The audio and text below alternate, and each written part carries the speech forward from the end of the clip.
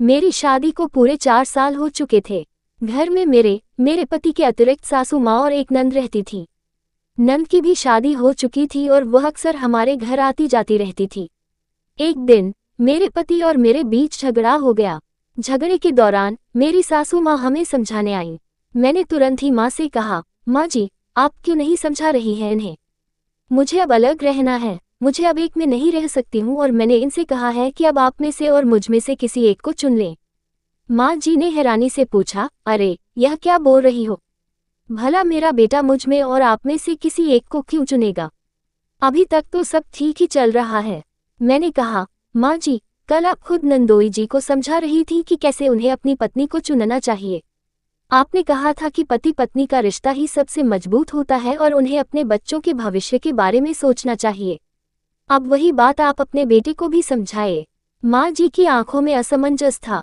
मैंने अपने पति की तरफ मुड़ते हुए कहा, माँ जी भी आपको यही समझाएंगी कि माँ को छोड़कर आप मेरा साथ दीजिए।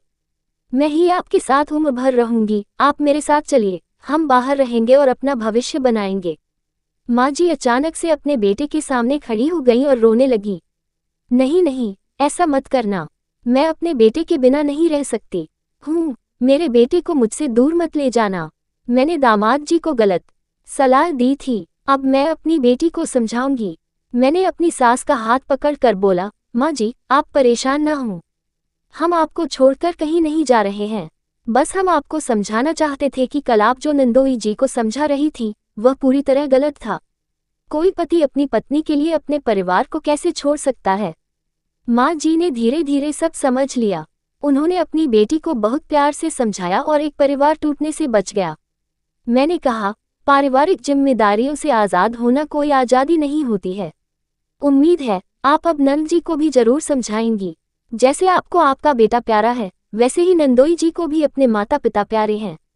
माँ जी ने मेरी बातें समझी और उन्होंने अपनी बेटी को समझाया।